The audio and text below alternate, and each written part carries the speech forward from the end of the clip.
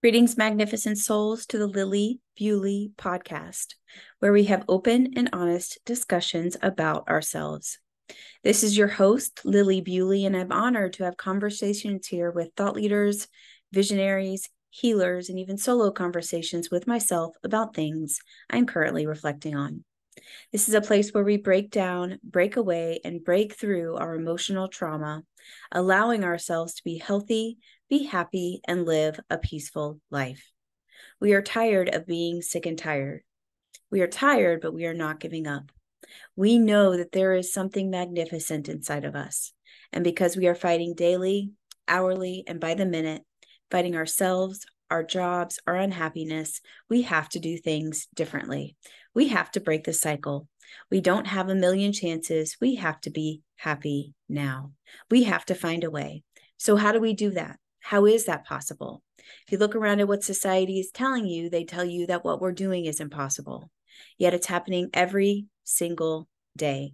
And it's happening through the practice and the love that we call awakening the magnificent soul. We are all magnificent souls, and these are our stories of healing. Today, in episode 148, a solo episode today about what to do with parts of yourself that you do not like. Before we get into the show, don't forget to let me know your thoughts about this episode or anything you would like me to cover on future podcasts by dropping me a DM on Instagram.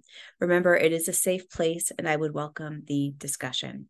And also a request, if you are enjoying the show, please rate and share and review so we can get the word out to more and more souls who want to heal. And now on to today's episode. So today's episode, I'm looking at my screen, was inspired by a listener's request that they have this belief that parts of herself, I'm assuming, or even this could have come from a man, I don't know, parts of herself, specifically her or his femininity or her or his masculinity, was dangerous.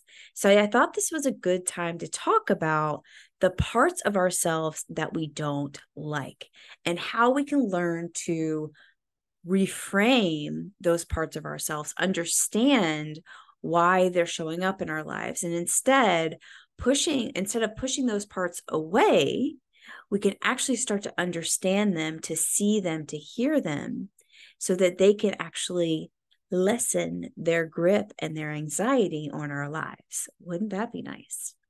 So first, let's start with this idea of parts.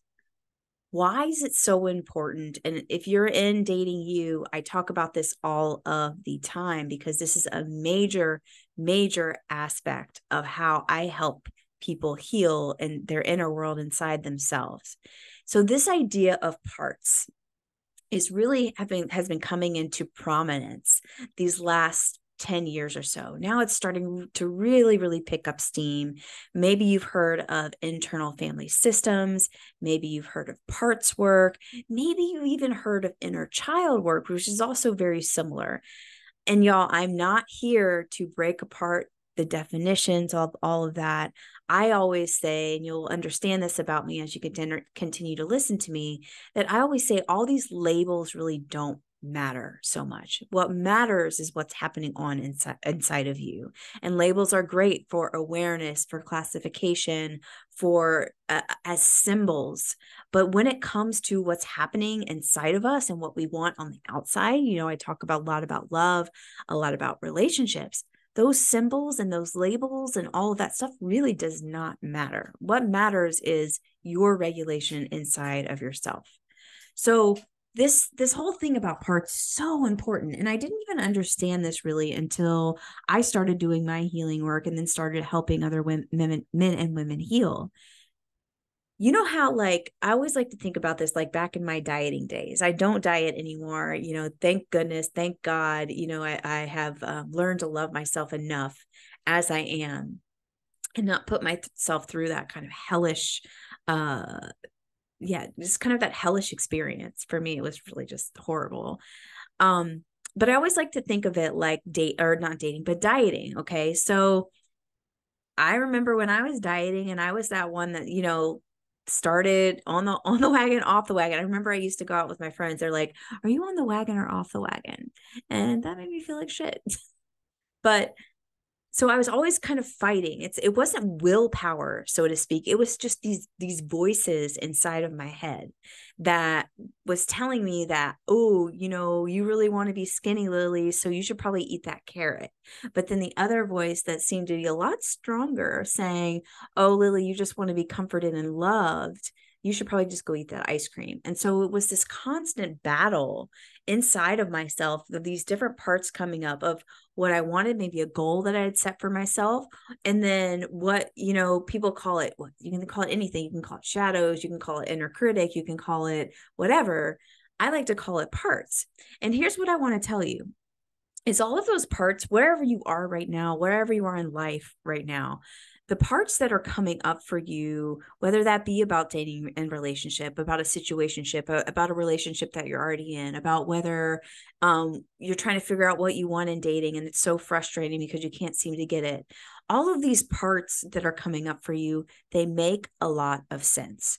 And in fact, if you're having these conversations in your head, are not crazy, but these parts are actually formed throughout our lifetime. Richard Schwartz has a really great definition that I did not pull up before I prepared for this. I'll maybe put it in the show notes because I have it on the ready. I just didn't have it here. But basically what he says, and I don't know if he's the founder of internal family systems therapy, but he's definitely brought it to mass market, so to speak. But what he says basically is that as we go throughout our lives, things happen to us, our traumas happen to us, we go through bad relationships, we go through school, we go through all of these things. And what happens is a lot of times is there's the self, there's like our highest self is what I like to say, which is like, pure and good, connected to God, connected to universe. And these things happen throughout our lives. And this doesn't necessarily mean that you had a bad childhood. This is just something that happens inside of us where parts form to help us kind of deal with the situations that we are in at that time.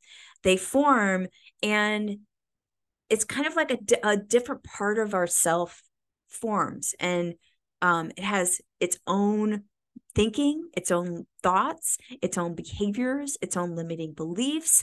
It has its own kind of internal system inside of itself. And this is inside of us because of things, some people use the word fractured parts. I don't really like that because it makes me feel like that I'm just kind of broken. But I want to say functional parts, and I'll tell you why in a minute. So parts of us form as we go throughout our lives, right? And if we don't have the proper maybe community, maybe family, maybe nervous system regulation, we don't have the proper relationships where we can kind of process what's happened to us, is those parts kind of have their own way of operating. And if we haven't really come to terms with what's happening with that parts or start to understand those parts, is those parts really start to lead in our lives, and it's not really our highest self. So have you ever thought that's not even a part of me? That feels really weird. Some people call this our shadows or whatever. Again, labels, doesn't matter. But what matters is what's happening inside of us, right?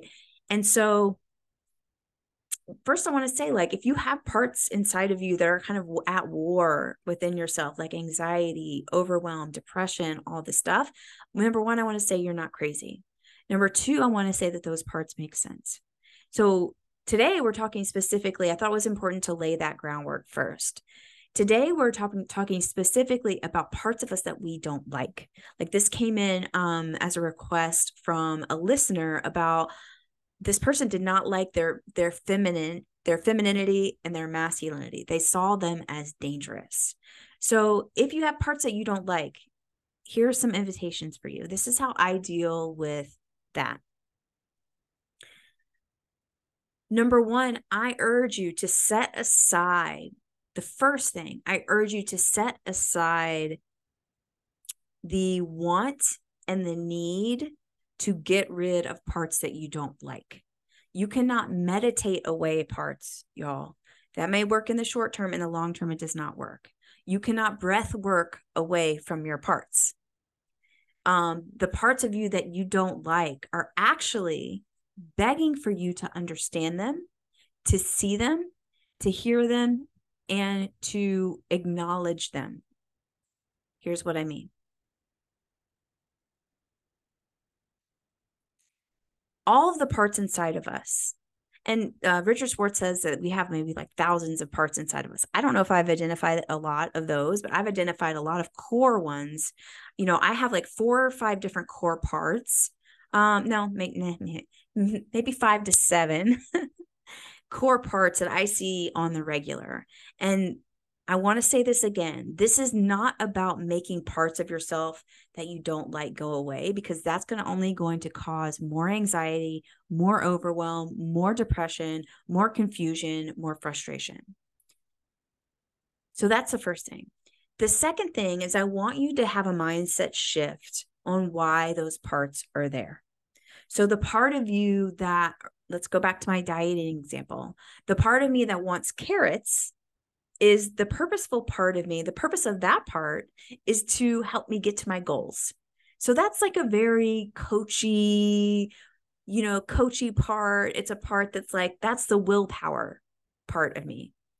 The second part in that example is the part that really wants the ice cream, right?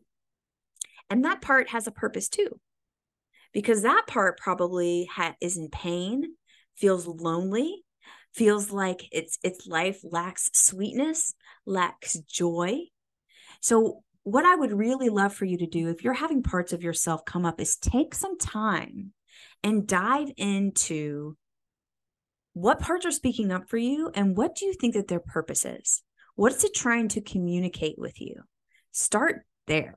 If you're doing this work alone, you do it with a therapy or a coach, it goes a lot faster, a lot smoother, because they can probably see blind spots that you can't see. But if you're doing this work alone, start there. So parts of you, like for this person that wrote in and said, my femininity is dangerous. Likely, if you have a part that you see as maybe a shadow, I know that my femininity was also dangerous before. I slept with a lot of men. I put forth my sexuality in order to get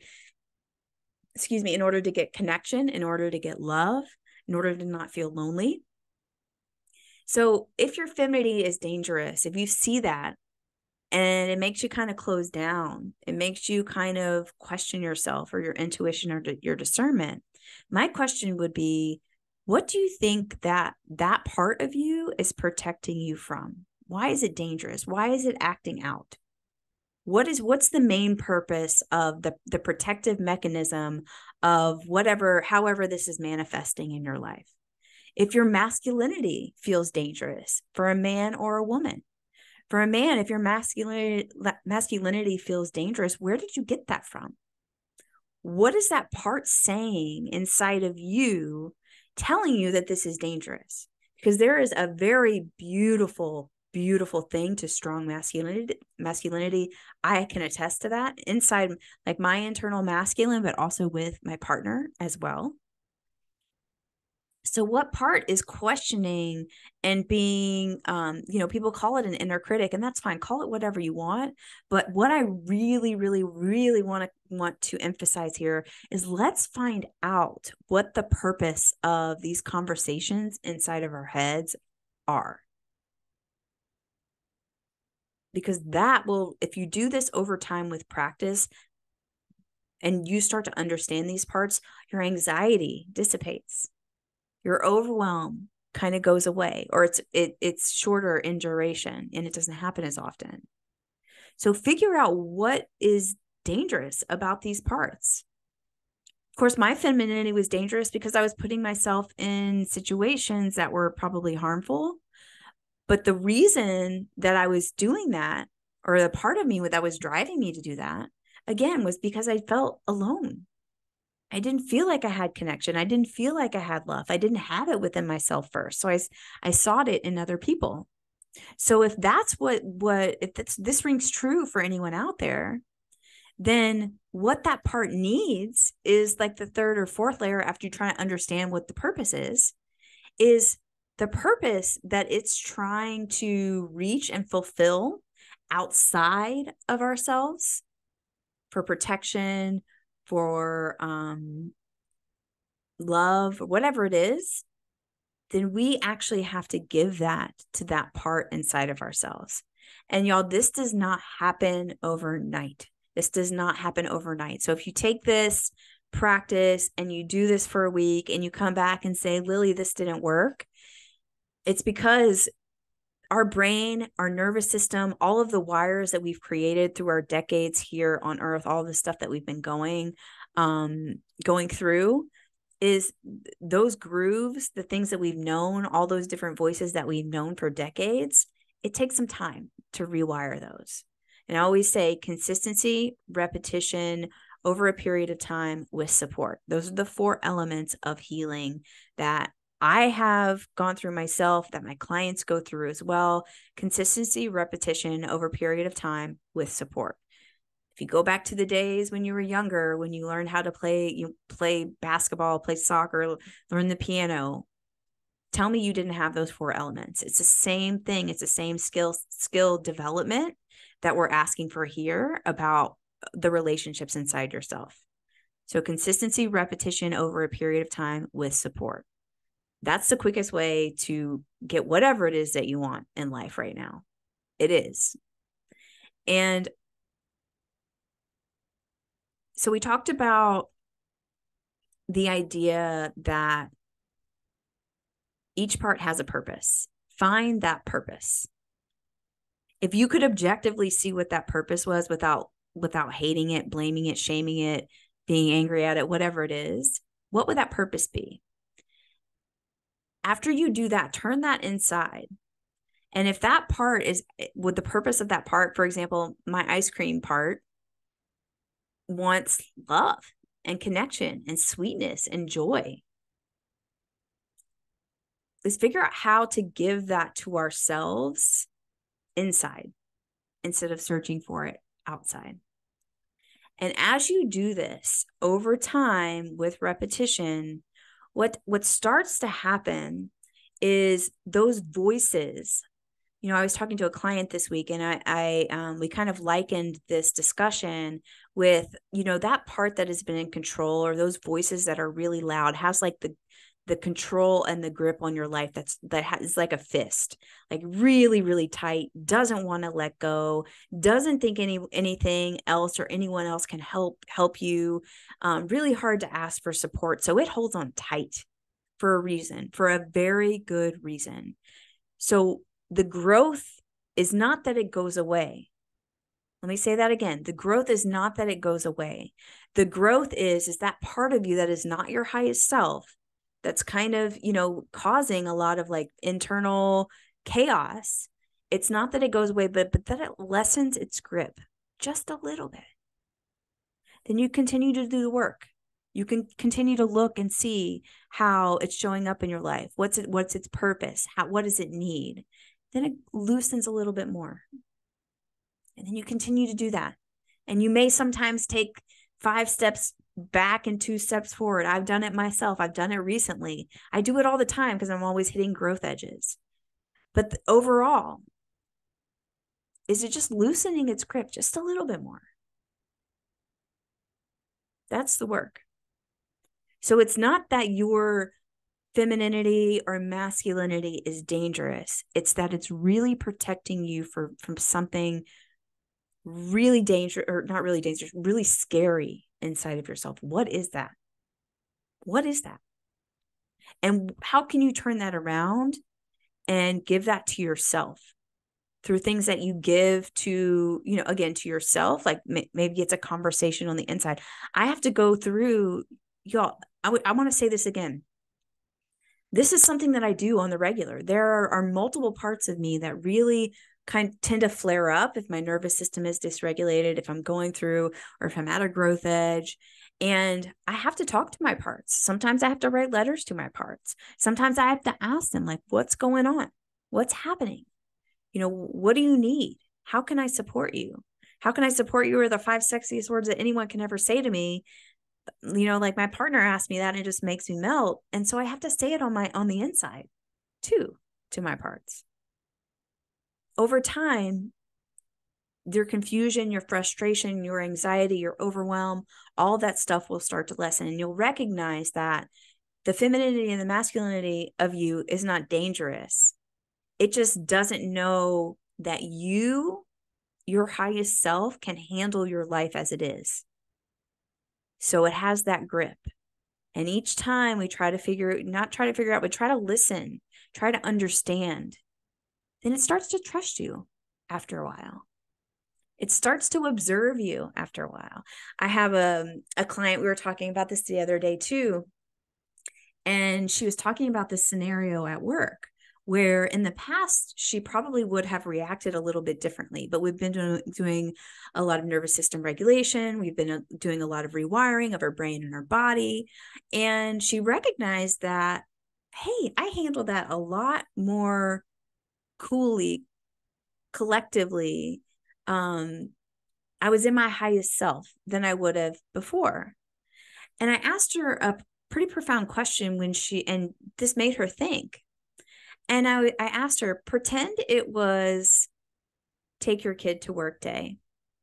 And the part of you that never felt like she belonged or never felt like she was enough. She has a core, one of her core is that. It's not exactly that, but it's something like that. Imagine that you took that little part of you to work, like it was take your kid to work day.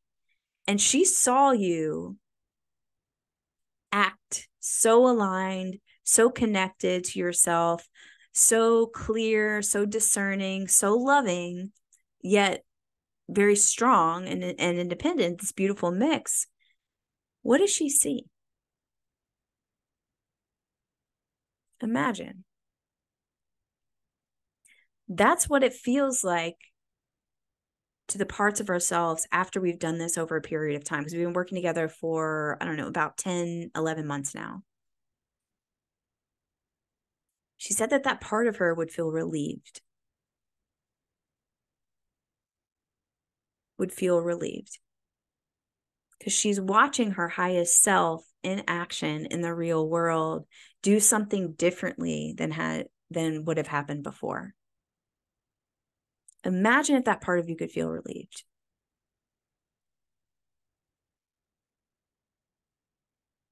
It's pretty powerful. If you have any questions about this, drop me a DM on Instagram.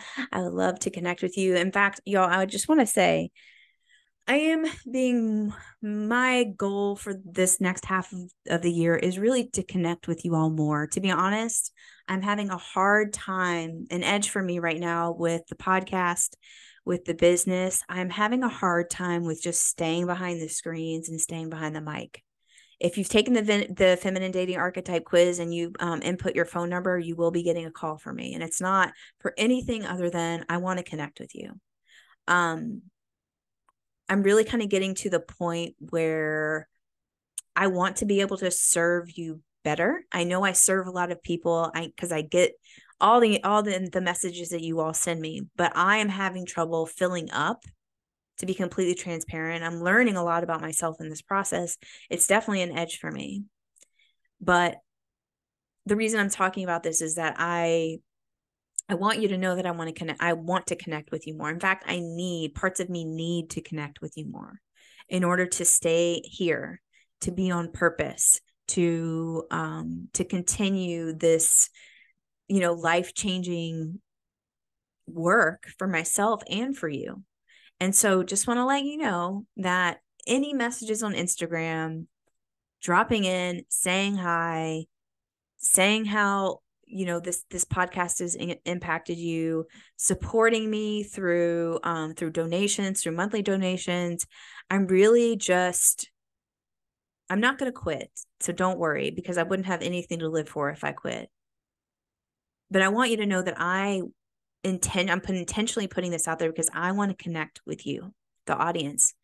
I've been here since 2018. I know there's thousands of you listening. So if you feel compelled, if you take the feminine dating archetype quiz, if you liked an episode, if you have a question about an episode, what I really, really would love is for you to drop in on Instagram and let me know what's going on with you, who you are. Become part of my life more than just this voice, because it really, really, really fuels me to be a better person, to be a better coach, and to speak up, which is one of my main values in life. So there we are. I put that out there. And like I said, it feels like a little bit of an edge, because I'm unlearning a lot of stuff. I've had a lot of trauma recently in the past couple of years about the coaching industry, how to communicate, all of this stuff. So I'm just really asking you for help. Drop in on Instagram, say hi. I would love to connect. Again, only for me, because I need it. No sales, no anything other than like saying hi, what's up? This is what I've learned from you, or something. Whatever. If you're compelled to do it, do it. I would love it. Anyways, I hope you enjoyed the episode today. I hope it helps. If you have any questions, again, holler at your girl. A few things before we close up today. As always, if you do feel compelled to support the show in a financial way, I would absolutely love to receive your support. You can go to the link in the show notes and click on support. You can elect for a donation of 99 cents a month, $4.99 a month, or I think it's $9.99 a month.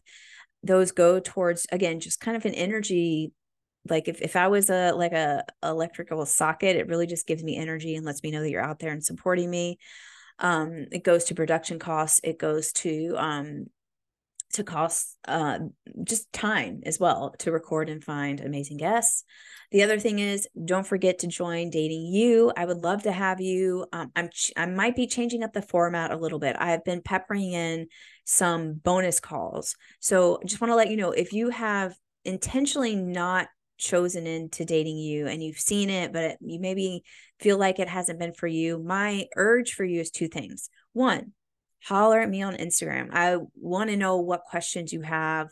If you think it's going to help you, we can get on a Zoom call if you want for 45 minutes, 30 minutes, whatever it is, to see if it's what you need to heal the next layer of healing so you can attract your dream partner without the drama. I would love that. Again, like I'm really, really trying to intentionally connect with you instead of just being somebody behind the mic and behind the screen. The second thing is, again, Dating You is available and open for you. You can try it for free. Dating You is a school for magnetic relationships. It's a process that I've been through. It's really a beautiful, beautiful healing container for getting you to your next level, whether that be after divorce, after a shitty breakup. If you're in relationship already, it would serve you for what's coming up for you, learning how to speak up for your needs, your wants and desires. It's such a beautiful container for healing. The next layer of healing, especially if you've been in personal development for 6 months or more, especially after your first or second divorce. Again, if you don't know if it's for you, let me help you find out. Like, I don't know either, but I'd be happy to chat with you about it. So Dating You, you can use the code LOVE2023 for your first month free, that's $47 off. You can try it and cancel at any time. I would love to have you. One of my big, big goals in life is to help 1 million people find love. And I just launched this in January, and I would love to invite you in. And again, let me know if you have questions. As always, I love you. Thank you for being here. Y'all, my people. Again, I can't wait to, now that I put that out there about I want to connect with you, I can't wait to see who drops in, because you are loved and you're welcome. All parts of you are welcome. You are supported, and I'm here. We will see you in 2 weeks. Bye.